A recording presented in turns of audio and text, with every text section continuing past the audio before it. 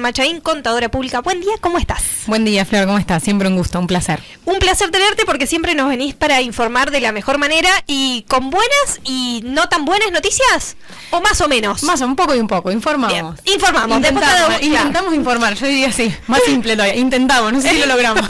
Tratamos de llegarle a la gente con palabras que más o menos entiendan sobre la actualidad de algunas cosas. Exacto. Y tenemos seleccionado varios temas y vamos a hablar uno en particular que me parece súper interesante y es cuando hablamos de lo que se refiere a casas particulares y esto de contratar a una persona que viene a limpiar la casa, ¿así se dice? Exacto, en realidad técnicamente se habla del régimen de casas particulares. Esto fue un régimen que si bien ya lleva unos años, pero inició en 2013, la ley está en vigencia desde fines del 2013, con lo cual lleva unos años, pero tampoco tanto, ¿no? O sea, siempre la duda era, bueno, quiero contratar a alguien que trabaje en casa, en algunas tareas generales, y no había un marco legal específico en su momento para este tipo de trabajo, que caían en el régimen general de contrataciones laborales, ¿no? Y eso, ¿qué hacía? Hacía que fuera muy complejo por ahí para un hogar tipo tradicional o sencillo, digamos, enmarcarse bajo esa regulación general, que era muy costosa y también bastante más compleja. Claro.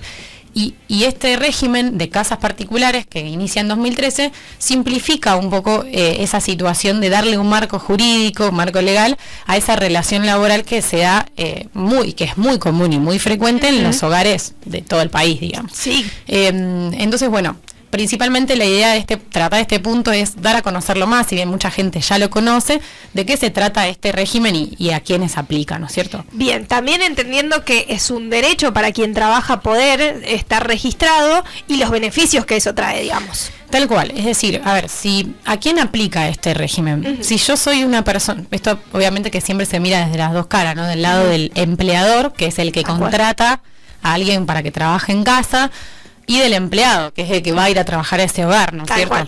Entonces, ¿a qué actividades refiere este régimen?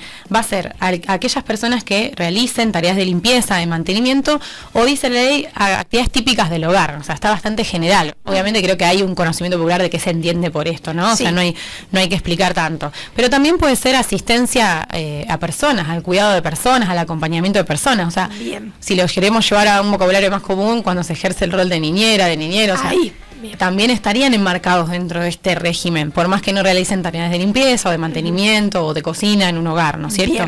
Y también cuidado de personas enfermas o con discapacidad también en el marco de un hogar, siempre y cuando sean no terapéuticos, es decir, obviamente que si es un profesional que tiene que estar habilitado para realizar alguna habilidad, no sería dentro de este régimen, ¿no es cierto? Estamos hablando de un cuidado no terapéutico, no del marco de una actividad profesional, ¿no es cierto? Exacto. Hablamos, por ejemplo, de un acompañante terapéutico o podemos decir de alguna manera un psicólogo, alguna cuestión que ya tenga aparte su marco legal como cada profesional. Exacto. Perfecto. Incluso que requiere competencias y habilitaciones propias de esas actividades. Claro, ¿no es lógico. Sí, completamente. Exacto. Entonces, estas son las actividades que estarían enmarcadas dentro de este régimen.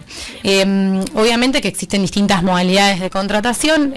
La más común que por ahí tenemos en esta zona es la que es con retiro, se llama, es decir, que la persona va a trabajar en un hogar, pero que no se queda a vivir en ese hogar, sino que se dice con retiro a varios empleadores, porque de hecho es muy común esa figura acá, ¿no es cierto? Que una persona va a trabajar a un hogar, pero va a otro y va a otro y va a otro. Claro, ¿no es cierto? Exacto. Si no, lo contrario sería cama adentro. Exacto, es lo que sería, sin retiro sería lo que se conoce como cama adentro. Por ahí no es una modalidad tan frecuente en esta zona, pero no significa que no sea común en el país en general. Se da.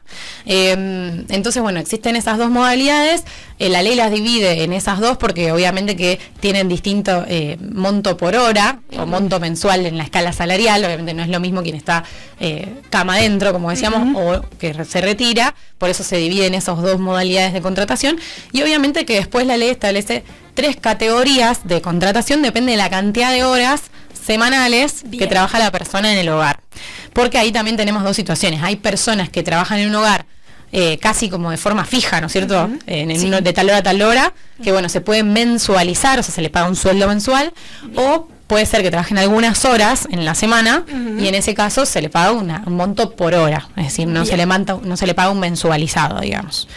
Entonces, bueno, ahí tenemos un poco como cuáles son las modalidades de contratación y a quiénes aplica. Perfecto. Ahora, lo que sí me gustaría digamos, comunicar es que cuáles son los beneficios, ¿no? Porque, bueno, ok, buenísimo, sí, aplico. Pero ¿en qué me beneficia a mí? ¿A mí como empleador o como empleado? Podemos empezar por la que quieras. Dale, es la que gustes. Bueno, a ver, por un lado, pensando, nos vamos a poner ahora digamos, en los lentes o en el sombrero, si querés, del empleado o de la empleada. Dale. Y vamos a decir, bueno, ¿qué me beneficia a mí? Que yo voy a trabajar a distintos hogares y realizo distintas tareas de limpieza, de cuidado, de mantenimiento y demás. Estar contratado bajo este régimen. Bueno, en primer lugar, vas a tener seguro de accidente de riesgo de trabajo. ART. Lo que se llama la ART. Bien. Que te cubre cualquier accidente laboral que se produzca en el trabajo, o sea, en el domicilio del trabajo, pero también lo que se llama el in itinere, que es el camino al trabajo y el regreso al trabajo. Es decir, te pasa algo, que vas en bici, vas en moto, es decir, te pasa algo en ese trayecto y tenés una cobertura de una compañía de seguros que avala cualquier prestación médica de urgencia que vos necesites en ese momento. Perfecto. Entonces, ahí hay un primer beneficio. Después vas a tener obra social, aportes a la obra social, porque como esto es un sindicato, digamos, también de casas particulares, tiene su obra social propia del sindical, digamos. Acá en Carlos Pellegrini hay. Está, sí. Entonces, tu empleador va a estar haciendo un aporte a este régimen de obra social de casas particulares, incluso si más empleadores tenés, más aporte va a haber. Bien. Y a su vez vos también vas a hacer un aporte, o sea, como empleado a ese régimen, ¿no es cierto? Las dos partes hacen aporte. Entonces tenés una obra social. Perfecto. Y obviamente lo que viene también de la mano de estar en un régimen jurídico y de protección legal, ¿no es cierto?, es la jubilación. O sea, también vas a tener un aporte jubilatorio, que también obviamente dependiendo de lo que hablábamos, me acuerdo la vez pasada, es importante tenerlo en cuenta. Por ahí en algunas edades decís, bueno, todavía no me importa, no lo tengo en cuenta, pero bueno, la verdad que es una cuestión a considerar también a largo plazo, ¿no es cierto? Totalmente. Y ni hablar que esto te da un marco de seguridad jurídica, o sea que por ahí es difícil, o sea, ¿qué significa seguridad jurídica? Y que hay un marco legal, o sea, existe un marco legal que te ampara ante cualquier situación, no es que es lo que vos decís o lo que dice tu empleador o tu empleadora. Hay un marco, hay una ley que dice cuándo tenés que tomarte vacaciones, cómo tienen que ser esas vacaciones, qué pasa si estás enfermo, qué pasa si, no sé, si hay una situación de un fallecimiento de un familiar, qué pasa si de pronto se rompe la relación laboral por algún tema. Si todas esas cuestiones están reguladas, entonces eso te da como cierta protección. Bueno, sí, claro, te sentís resguardado. Exacto, completamente. Exacto. Y obviamente también hay una cuestión importante que es la escala salarial, que me parece no menor. Sí, porque de ahí vos basás tu sueldo, lo que percibís, el derecho que tenés de percibir, que es fundamental, ese que también incluso cuando hablamos de paritarias se incluye también en eso, digamos, siempre hay un aumento. Exacto. A ver, por ahí si no, viste, es como que parece que entre partes tenemos que definirlo entre los dos, viste, quién propone, yo me parece que tengo que cobrar más, no, me parece que me digan un aumento, no, me parece, bueno, por ahí esa situación puede llevar hasta una situación de conflicto, de rispidez en una relación laboral, que con esto, con una escala salarial de un sindicato que se publica, encima hoy en sí la publicación de la escala la hace la FIP, o sea, está ni siquiera es que depende de un particular o de una asociación y demás. Bien. AFIP publica, por ahí viene un poco, te tengo que decir, rezagada a veces con la actualización de las escalas. AFIP por ahí publica más tarde de lo que debería, pero bueno, la escala existe, entonces ya no tenés que pelear a ver cuál es el precio de tu trabajo, sino que hay una escala. Obviamente que la escala es el mínimo, siempre decimos, la escala funciona como un convenio, que es el piso. Base. Después ahí vos podés, o sea, si tu empleador o tu empleadora quiere acordar para ir para arriba, lo que quiera. Bien, o sea, siempre bienvenido, digamos. Tal cual, todo lo que sea mejorar el marco de protección está todo dado, digamos, no hay techo en ese sentido, pero sí hay un piso, que es donde te permite empezar a hablar, ¿no es cierto? O sea, bien, y esta escala salarial está entonces definida según la cantidad de horas de trabajo. Exacto, en realidad, bueno, tenemos la definición de la escala salarial está dada por un lado, la cantidad de horas de trabajo y la actividad que realizás, porque viste que dividimos y dijimos, depende si yo cuido personas, si yo trabajo en la parte de limpieza, es decir, esos son categorías también, depende qué actividades haces, y en base a eso se define la escala. Si querés, imagino que no sé si lo habrán comentado, pero para tirar un número así, bueno, ¿cuánto está por hora hoy las tareas generales de una persona que trabaja en hogares con retiro, que por ahí es lo más común, por eso menciono nomás, está 2.322 la hora. Bien. Esto es hoy, a fecha de mayo. ¿no es Bien. cierto? Obviamente después hay que ver escala, hay que ver qué modalidad tenés, si mensual, si es con retiro, sin retiro. Hay un montón de cuestiones ahí a definir, pero bueno, dijimos el más frecuente. El por común. ahí. El más común, exacto. Bien. Entonces, en definitiva, Flor, todo esto es lo que beneficia al empleado si se enmarca en este régimen de casas particulares. Excelente.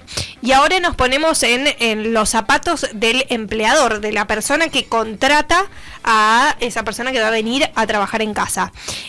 Además de que le estamos dando todos estos derechos, que me parece que no es una cuestión menor, ¿qué beneficio también tiene? Exacto. Por ahí tenemos las dos caras de la misma moneda, ¿no? Porque también empezamos con esto. Te da un marco de seguridad jurídica. Y me decís, pero lo que me acabas de decir eso mismo para el empleado. Y claro, sí, pero también va para el otro lado. Claro, porque se entiende que hay beneficio de ambas partes. Exacto, tener un marco, o sea, decir, bueno, ante una situación de conflicto no es lo que yo digo versus lo que dice el otro, sino que hay un marco que me contiene decir, mirá, esto es lo que está previsto por ley, ¿no es cierto? Exacto. Entonces eso es lo primero.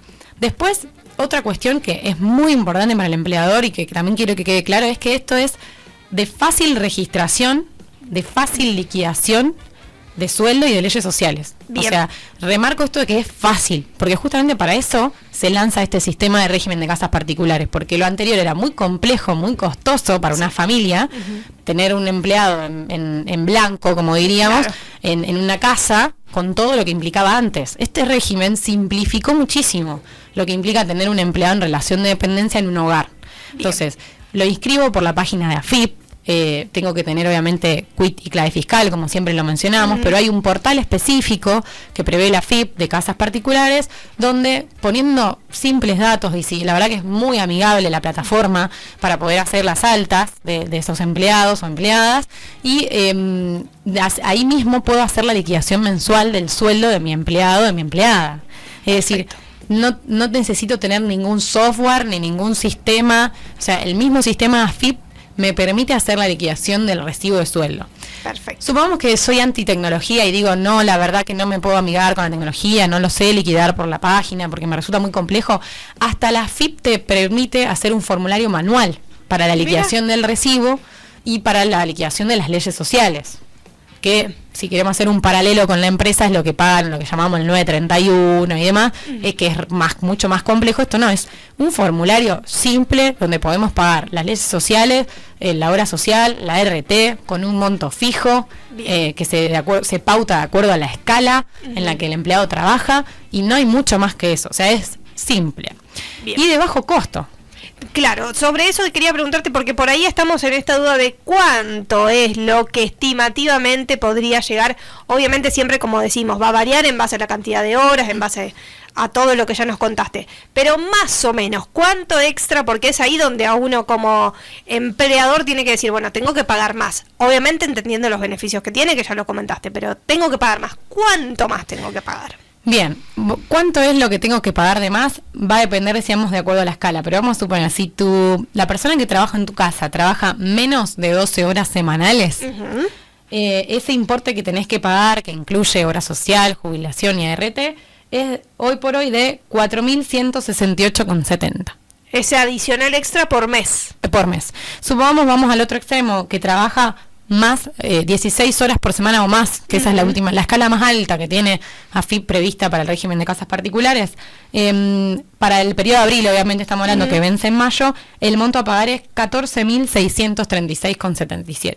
O sea, eso va en ese rango, de 4.200, si querés redondeemos, a 14.600. Sí, ese es el costo laboral que tiene tener a una persona trabajando bajo este régimen. Bien, está bueno tener en claro los números porque, bueno, de alguna manera nos termina de posicionar, digo, en esta cuestión que lo que decíamos recién, y es algo que vale la pena recalcar, por una cuestión de derechos.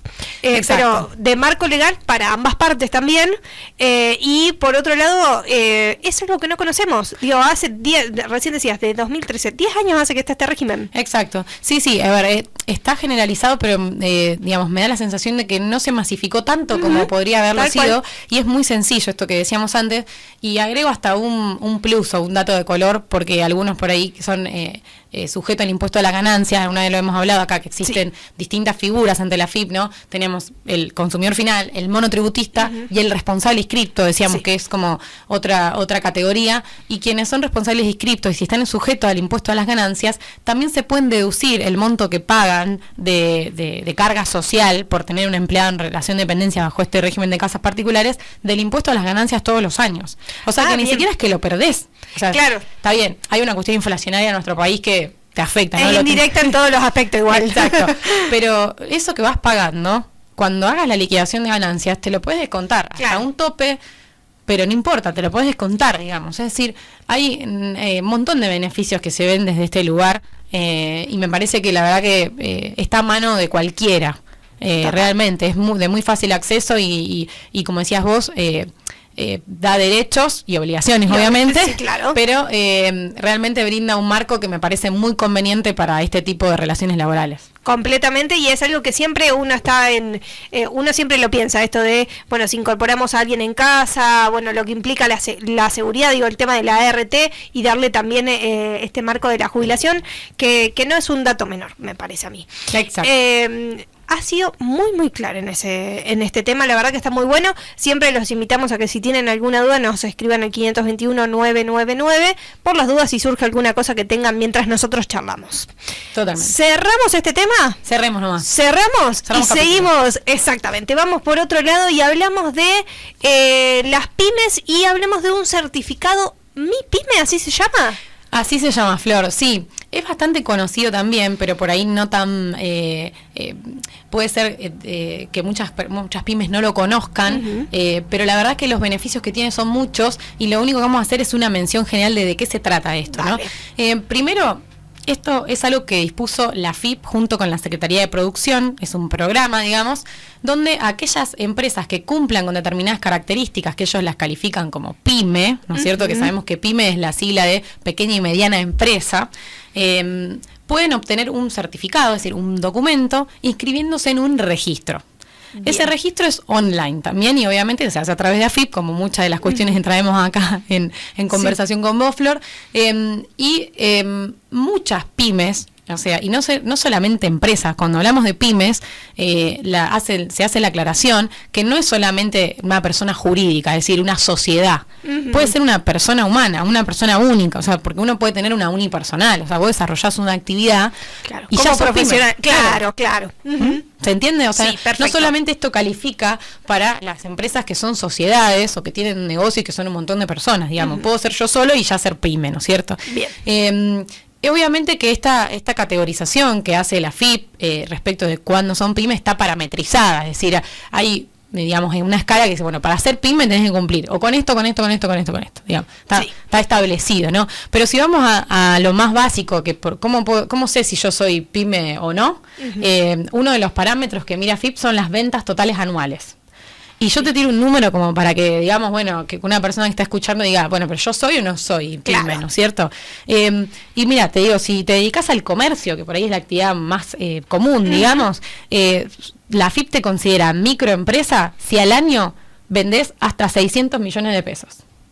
Bien. O sea, ¿qué quiero decir con esto cuando doy este número? Es que un montón de gente califica acá. Sí, claro que sí. O sea, es decir, muchísima gente califica dentro del grupo de lo que la AFIP define como Mi Pyme. Y dentro de Mi Pyme, obviamente, que lo divide en microempresa, pequeña empresa, mediana empresa tramo 1, mediana empresa tramo 2. O sea, hay un montón de categorías. Subcategorías dentro de esas. Bien. Pero por eso digo que la micro, que es la más pequeñita, digamos, entran un montón de gente. Sí, claro. Entonces me parece que, por eso digo que es un tema relevante a tratar, porque es un registro que cualquiera aplicaría para inscribirse, que lo completás con muy poquitos datos que tenés que llenar dentro del portal que AFIP prevé para esto, y que te da beneficios, que esa es la cuestión puntual acá. O sea, ¿qué beneficios? ¿Para qué voy a hacer esto de o hablar a mi contador o yo meterme en la AFIP a ver cómo se hace? Claro. Si no sé para qué me sirve, ¿no es cierto? Exacto. Entonces, bueno, ahí es donde quería comentarte qué beneficios tiene. Yo ahí siempre, o sea, lo que quiero aclarar es que por ahí este certificado Mi Pyme sirve más a quienes son responsables inscriptos, volviendo a lo que decíamos antes, ¿no es cierto? Por ahí el monotributista, si hace este trámite, que por ahí lo puede hacer, o sea, y muchos de ellos van a cumplir con las categorías para ser MIPYME según la AFIP. Principalmente el beneficio va a ser tener alguna financiación beneficiosa en alguna entidad bancaria, porque por ahí puede ser que alguna entidad te pida, bueno, presentame el certificado MIPYME y tenés acceso a alguna financiación específica por ser MIPYME, ¿no es cierto? Por ahí no hay muchísimo más de beneficios para el monotributista. Sí, claro, que es un punto interesante porque, bueno, por ahí si se plantea de esta manera, lo pensaba, digo, es el tema de los préstamos para iniciar un emprendimiento, para continuar un emprendimiento, es importante, digamos, no es wow, porque a uno lo parece como, pero bueno, podría ser un beneficio interesante. Sí, y más ahora te digo que las entidades bancarias están ofertando, abriendo las puertas. Exacto, para eso. Están ofertando muchas posibilidades en ese lugar, entonces me parece importante, bueno, tenerlo. A ver, capaz que no hay mucha diferencia, pero bueno, al menos lo tenés, o sea, lo tenés disponible. Bien. Pero para el responsable inscripto, que mucha gente también que está dentro de esta categoría, o sea, no es que es algo tan extraño. Pensá que hoy el tope de categoría para dejar de ser monotributista es si facturo al año más de 12 millones, al fecha de hoy más de 12 millones al año, con lo cual hay mucha gente que está entrando en esas categorías hoy por hoy, por una cuestión inflacionaria también. Sí, claro. Entonces, ¿qué beneficios me trae? Y ahí hay un montón de cosas que por ahí no son conocidas y que te implican un montón de ahorros. Bien. Solamente por llenar un registro. Claro. No tiene ningún costo, no tienen que hacer nada. Eso te iba a decir, no tiene costo registrarte para este... Ninguno. Entonces, ¿qué me beneficia? Número 1, supongamos que soy responsable inscripto y tengo empleados. Bien. Tengo que pagar leyes sociales, como decíamos antes, ¿no? Bueno, si estoy inscripto en este registro, de lo que es contribuciones patronales, que es uno de los conceptos de las leyes sociales que tengo que pagar para jubilación y demás de mis empleados, voy a pasar de pagar el 20,4% sobre la masa salarial, o sea, sobre todos los sueldos, voy a pasar de pagar del 20,4 a 18%. O sea, fíjate que hay como 2 puntos menos, un poquito más, 2 puntos menos de porcentaje que tengo que pagar de jubilación, de aporte. No es que eso perjudica a mis empleados, es un beneficio para mí, sí, exacto, ¿no? Como empleador, de decir, bueno, me descuentan una parte, no pago todo el porcentaje por ser MIPYME, ¿no es cierto? Por tener este certificado. Y la verdad que es un ahorro, es un ahorro de impuestos. O sea, completamente. Es una cuestión. Después, cada vez que una persona recibe un cheque por un trabajo, un cheque papel estamos hablando, y voy al banco y lo deposito, no sé si estamos en conocimiento de que uno paga un impuesto, se llama el impuesto al cheque. Exacto. Yo no me quedo con todo el valor del cheque, me descuentan una parte. Que te lo descuentan a vos que vas a retirar, a hacerlo a billete, digamos. Exacto, si lo querés hacer billete o si lo querés depositar en una cuenta bancaria. ¿No te va a ir el 100% del No te va cheque. el 100% del cheque. Entonces, si estoy inscripto en este registro de MIPYME, ¿qué pasa con ese impuesto que me cobran? Me lo puedo compensar, ese impuesto al cheque, con impuesto a las ganancias. O sea, me lo compenso al 100%. Lo que me descuentan de impuesto al cheque me lo puedo compensar para impuesto a las ganancias. O sea, está bien, lo tengo que pagar igual, o sea, me lo van a descontar igual, pero me va a servir de algo al menos. O sea, cuando tenga que pagar un impuesto en mi liquidación de ganancias, voy a pagar menos. Bien, excelente. Es un punto a favor. Obviamente, ya sumamos 2. Son un montón, yo destaco los más importantes. Después, otra cuestión importante es, por ejemplo, cada vez que si yo soy responsable inscripto y hago movimientos en mi cuenta bancaria de débitos y de créditos, también hay otro impuesto que se llama el impuesto a los débitos y a los créditos, que es bastante gravoso para las empresas o para las personas, digamos, individuales que tienen unipersonales, y que siempre se quejan de por qué este impuesto, que cada vez que hago movimientos en el banco me cobran y demás. Bueno, si soy MIPYME, también me puedo compensar una parte de esos impuestos a los débitos y los créditos que me cobran en la liquidación de las leyes sociales de mis empleados. O sea, ahí hay otra parte que me puedo compensar. Me uso lo que me descuentan del banco en base a este impuesto para pagar otra cosa. Entonces ahí también tengo otra compensación que puedo hacer. Un círculo que es... Sí. A ver, son compensaciones, Flor, ¿viste? Que no es que, digo, me van a dar la plata, no. No, seguro, pero vos sabés que igual de alguna manera lo terminás pagando, así que de alguna manera que nos beneficie en algún punto, por lo menos que sea retributivo. Exacto, primero que me sirva de algo, ¿viste? Claro. Bueno, es esa tranquilidad de decir, bueno, está bien, yo pago, pero que me sirva de algo, por lo menos, ¿no es cierto? Sí, completamente. Y después esta cuestión fundamental que a mí me parece la más relevante de todas, la dejo para el final como plato fuerte, digamos, porque es clave.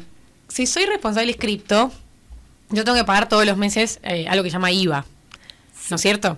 Bueno, en realidad decimos que es como técnicamente incorrecto decir que pago IVA, porque en realidad el IVA lo pagan los consumidores finales. Si vos vas al kiosco y te compras un alfajor y pagás IVA. Y ya está, exactamente. ¿No? Está incluido en el precio, digamos, del... Exacto. Y después, digamos, el negocio al donde vos le comprás el alfajor, ese IVA que te cobra vos lo tiene que pagárselo al Estado, ¿no es cierto? Porque vos lo pagaste de tu bolsillo a ese negocio, pero en verdad es responsabilidad después de ese negocio dárselo al Estado, porque actúa como intermediario el negocio. Por eso digo que a veces es medio como contradictorio decir que el responsable inscripto paga el IVA, porque en realidad no es el que definitivamente lo paga, es el que actúa como intermediario entre los consumidores finales, que realmente son los que están grabados por el impuesto, que somos todos nosotros, a la hora de consumir, y el Estado, ¿no es cierto? Pero bueno, en definitiva es el que termina pagando, ¿no?, el IVA de su bolsillo. Sí. Lo que te permite, si sos MIPYME, ese IVA que vos pagás todos los meses, es pagarlo en 90 días. Es decir, la liquidación que corresponde, por ejemplo, ahora estamos en mayo y ahora en los próximos días va a empezar a vencer el IVA de abril, porque siempre se liquida vencido. Bien. En ese caso, yo, el que tenía que pagar ahora en mayo, lo voy a pagar en julio. Bien. Y no es un tema menor. No, claro, obvio, te da un tiempito más para ahorrar. Exacto. Claro. Exacto. Y la pregunta es, el valor es el mismo, pero te da tiempo, digamos, a pagarlo después. Exacto, hay una cuestión financiera acá. Exacto. O sea, en definitiva, pagarlo voy a tener que pagar igual. Claro, pero no es lo mismo pagar. ¿Vos qué preferís? ¿Tener 100 pesos hoy o tenerlo en 90 días? Y yo voy a decir hoy. Tal cual, ¿no? Sí. Entonces, me los guardo hoy, no los pago al Estado y dentro de cuando me toque pagarlo en 90 días, lo pago. Tal cual. Obviamente que, Flor, esto es todo re lindo y parece que estamos hablando todo de color de rosas, pero para tener este certificado MIPYME, una mínima conducta fiscal tengo que tener. ¿Qué me refiero con esto? Sí, claro. Y tenés que presentar declaraciones al día, de IVA, de 931, que son las leyes sociales, es decir, para decirlo en palabras simples, y te tenés que portar bien. Claro, pero lo lógico de cualquier, digamos, contribuyente. Exacto. Pero bueno, hay muchos que no se portan. No, lo aclaro. Lógico, ni hablar. Entonces, es una cuestión hasta moral, vamos a decir. Es como que te dan un certificado de decir, bueno, de buena conducta. Claro, sí, va por ahí. Pero bueno, entendiendo que no te implica un costo y que es un poco, si más o menos venís llevando el día, todo lo que venís haciendo la normalidad, digamos, es algo que te beneficia en varios puntos. Un montón. Y mencionamos solo algunos, Flor, o sea, hay muchos más. Hay muchos más que están muy interesantes, que si estuviste escuchando y considerás que te puede llegar a servir esto, ya en un ratito te decimos qué más podés hacer para consultar sobre eso. Si te parece, cerramos el tema de MIPYME acá. Cerramos acá y seguimos con el siguiente tema, que me encanta que vayamos por distintos lados. Hablemos de lo que es sisa. ¿Qué es el sisa y no hablamos de la sisa de la ropa? Claro, tal cual. Yo diría que si lo tengo que definir es para mí como profesional, como contador, es un dolor de cabeza. Ah, bien. ¡Qué suerte! Lo saben. Bueno, no, el SISA, vamos ahora a hablar en términos más técnicos. El SISA en realidad es un régimen de información, es decir, técnicamente las siglas dicen que es un sistema de información simplificado agrícola. Esto va al agro exclusivamente. Exclusivamente al público agro, digamos, bien, porque lo demás no aplica a ninguno, digamos, todo es solamente para el público agro. A ver, yo digo que las siglas dicen simplificado, ahí diciendo con AFIP, no creo que sea tan simplificado como dicen. No tanto como lo de casas particulares que contabas recién. Lo de casas particulares es realmente simplificado, ahí vamos a decir la verdad. Pero este más o menos, digamos. Bueno, no, en definitiva aplica, digamos, a aquellos que se dedican a la parte de la producción y la comercialización de granos, de semillas, de legumbres, a eso nos referimos cuando hablamos de agro o agrícola, porque también hay otras actividades dentro del mundo agro que no necesariamente son las que aplican a lo que ahora hablamos de SISA. Bien. Y es un régimen de información, en definitiva, porque AFIP cuenta, además de que uno tiene que hacer declaraciones impositivas, presentar balances y demás, cuenta con otras obligaciones que son regímenes de información, le llamamos, donde hay que presentar información obligatoriamente. O sea, bien, no es que elijo si la presento o no la presento, digamos. Es parte sí o sí del trabajo, digamos, inherente, digamos. Exacto. ¿Quiénes están obligados a estar dentro de este régimen? Bueno, principalmente obviamente los productores que están produciendo, digamos, en el mundo agro, pero también aquellos que están operando dentro de la cadena de comercialización, generalmente acopiadores, etcétera, que están dentro de la cadena no de producción, pero sí de comercialización también. Sí. Y además otros que están obligados, que por ahí esto por ahí creo que es donde más aplica, pensando en la zona, ¿no es cierto? Es que si sos propietario de un inmueble rural, también estás dentro de este grupo de los obligados. Claro. O sea que ahí califica mucha gente en ese grupo. O si sos copropietario, por ejemplo, yo con mi hermano, con mi primo, con yo, viste que por ahí hay una cuestión de sucesión, de tierra, y bueno, van pasando, que ellos somos un condominio, porque somos varios que somos dueños de esa inmueble rural, también tengo que estar inscripto en este régimen de información, o bien si soy un subcontratante, por ahí yo no tengo tierras, pero tengo una empresa que hacemos actividad de agro y contratamos a alguien que tenga un inmueble y yo trabajo esa tierra de otro, también se incluye en esto. Así que es mucho el público. Es muchísimo, o sea, abarca, por eso digo, mucho de la cadena del mundo, digamos, agrícola en sí. Y es un régimen de información donde todos tienen que estar inscriptos, cada uno por su situación. O sea, el que es productor por ser productor, el que es propietario por ser propietario, el que es operador por ser operador. Cada uno tiene un rol adentro de ese sistema. Excelente. Y me tengo que inscribir. Y como dije al principio, es un régimen de información y tengo que informar, porque básicamente es un régimen de información. ¿Qué es lo que tengo que informar? Bueno, casi que el ADN, digo. Todo. Sí, más o menos todo, o sea, todo. No te piden el grupo de sangre, pero lo demás todo. No, bueno, en definitiva tengo que informar si los domicilios, si por ejemplo si yo soy propietario o copropietario, cuáles son los domicilios que están a mi nombre, o sea, donde hay una escritura que dice que yo soy el propietario o copropietario de tal inmueble rural. Bien. Y el domicilio muy especificado, o sea, tengo que informar la partida inmobiliaria, una boleta de impuesto inmobiliario, la escritura, hay que marcar el polígono en el mapa, o sea, marcando con coordenadas. Identificando todo tal cual. Todo.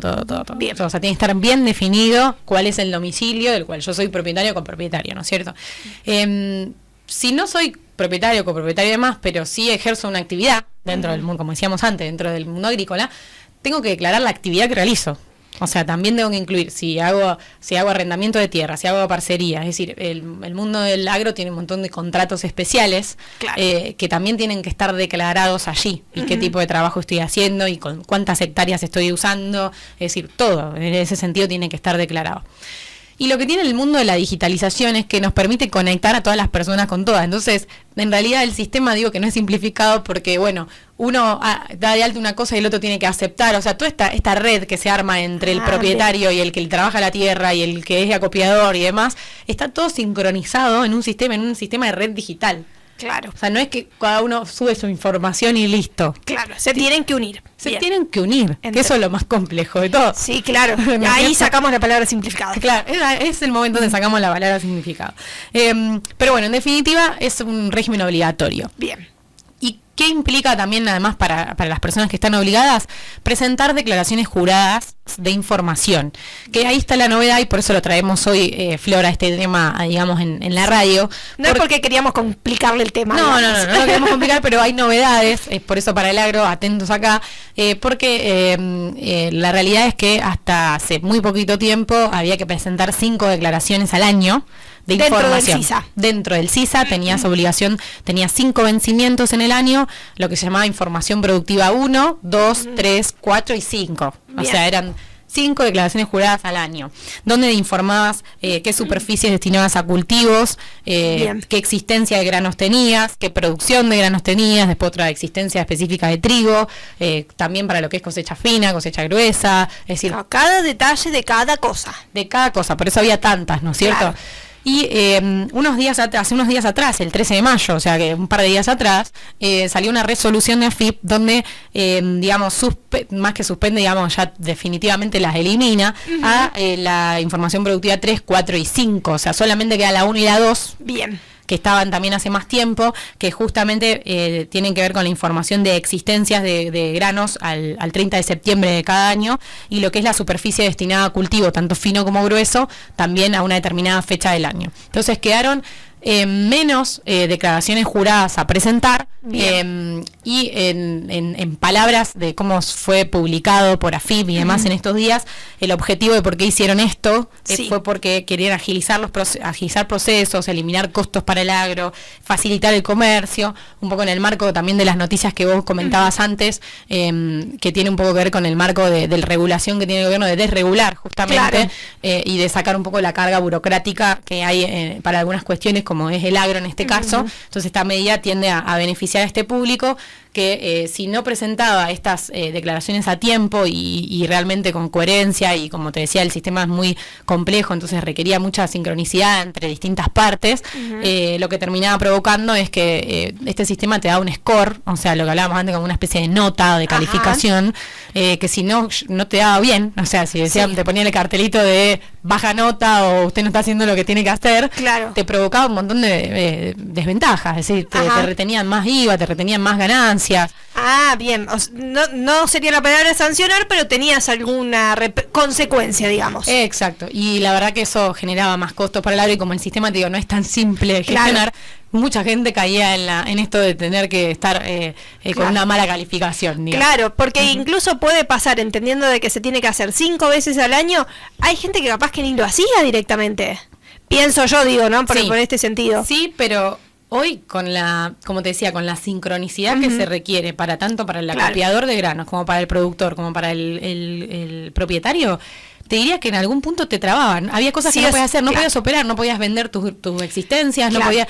El sistema mismo se había hecho de tal complejidad que si no estabas dentro del sistema no podías hacer nada, o sea, te trababa mucho, digamos. Sí. Entonces me parece que un poco tiende a esto, ¿no? A reconocer que estaba un poquito burocratizada la situación. Complicada, y que, bueno, había que darle un poquito más de simplicidad a la situación. Bueno, creo que entonces esta es una buena noticia. La podemos calificar como buena noticia, entendiendo que achicamos trabajo, de alguna manera. Exacto, tal cual. Bien, entonces hablamos de casas particulares, por las dudas si recién nos sintonizás, casas particulares, certificado MIPYME, y recién lo último, agro, con respecto al público específico del agro, lo que es CICE y esta novedad. No me quiero despedir antes, ya son las 11, pero hay un tema que me parece que tenemos ahí como para dejarlo en stand-by para una próxima vez que nos veamos, probablemente que ahí tengamos mejores novedades. ¿Qué está pasando con el tema de prepagas? Algo que ya, bueno, venimos hablando bastante seguido. Que sí, ¿qué pasó? Que se desreguló, no se reguló, intervino el Estado. Bueno, un poquito, ¿cuál es la situación hoy?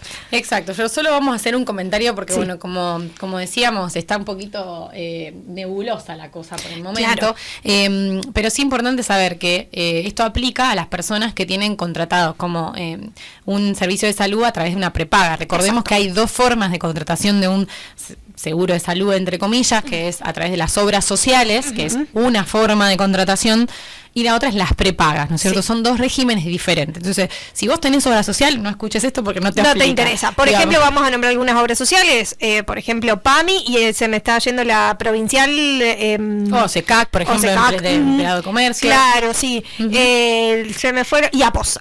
Esa, por ejemplo, son obras sociales. Obras sociales, no tienen nada que ver con esto, ¿no es cierto? Exacto. Las prepagas, que no sé si querés mencionar algún nombre. No hay ningún... Estaba pensando en algún momento, Sancor Salud hemos tenido, a varios hemos tenido. Exacto. Sí, por ejemplo, algunas de ellas. Federada Salud, OSDE, muy conocida a nivel nacional, digamos. Suite Medical, bueno, por ahí le suenan estos nombres. Exacto, esas son las prepagas, ¿no es cierto? ¿Qué pasó con las prepagas en el último tiempo? Las prepagas estaban con precios de alguna forma cuidados, o sea, no se llamaban precios cuidados, pero eran regulados, exacto. Cuando cambia un poquito cambia el gobierno, que un poco se rompe este esquema, ¿no es cierto? De hecho, ¿te acordás que alguna vez el año pasado hablábamos en alguna conversación de estas declaraciones juradas de salud que había que presentar el año pasado todos los meses para que no te aumenten tanto? Depende de qué. Bueno, eso se eliminó todo este año, ya no hay que presentar más nada todos los meses. Pero así como se eliminó todo, se desreguló todo. Y cuando una inflación de un precio normal hubiera sido desde el momento que se desregularon las prepagas un 70%, las prepagas aumentaron a razón de 150%. O sea, estamos hablando de más del doble de lo que fue la inflación. De lo que desde el inicio del gobierno hasta, si no me equivoco, marzo. Exacto. Más o menos ese fue el porcentaje. Una locura. Sí. Una locura, porque literal es una locura, digamos. De hecho, por ahí decían algunos políticos, decían las prepagas le han hecho la guerra a la clase media. O sea, mucha gente ha tenido que tomar la decisión de cambiarse de esos regímenes de prepaga a otros regímenes. Es que sí, completamente, porque no te da el bolsillo, la realidad. No, el costo era muy grande. ¿Qué pasó? Bueno, esto generó un montón de conflictos y hace muy poquito tiempo salió informado en todos los medios de que, de acuerdo a una cierta batalla, digamos, legal que se había hecho contra las prepagas, se había ganado esa batalla y las prepagas estaban obligadas a retrotraer, digamos, esos aumentos ideales que habían hecho a la fecha anterior y devolverle a los usuarios lo que habían cobrado de más de la inflación en base a una tasa de, bueno, etcétera, etcétera, etcétera. Había que ver cómo lo hacían. La parte de la implementación no estaba definida. Claro, si se devolvía, si te lo descuentan, ¿cuál era la modalidad? Exacto, eso es lo que estaba un poco en el veremos. Y eso ya tendría que haberse resuelto, digamos, ahora, en estos días, cómo iba a ser, estamos todos a la espera, bueno, a ver cómo van a ser las prepagas para devolver, la gente también muy inquieta con eso, pero bueno, se suspendió todo, te quiero contar, por el momento está todo frenado. Bajones así. Exacto, esto no es una buena noticia, está frenado, no significa que no se va a devolver, lo que se sabe hasta ahora es que el plazo que tenían las prepagas para responder ante esta situación fue suspendido, y que va a haber una reunión que va a ser a fines de mayo, entre el gobierno y las prepagas, como para definir algún paso a seguir. Con lo cual hoy estamos todavía en una nebulosa, donde no sabemos qué va a pasar, si van a devolver, si no van a devolver y cómo va a ser, pero bueno. Lo que tenemos seguro, por lo menos yo es lo que pienso, es que pagar este mes vamos a tener que pagarlo así con la totalidad que requiere. Exacto, no va a quedar otra por ahora, a pagar y esperar. Y listo, sí. Bueno, con esta última entonces información, Gise, siendo 11:04, ¿qué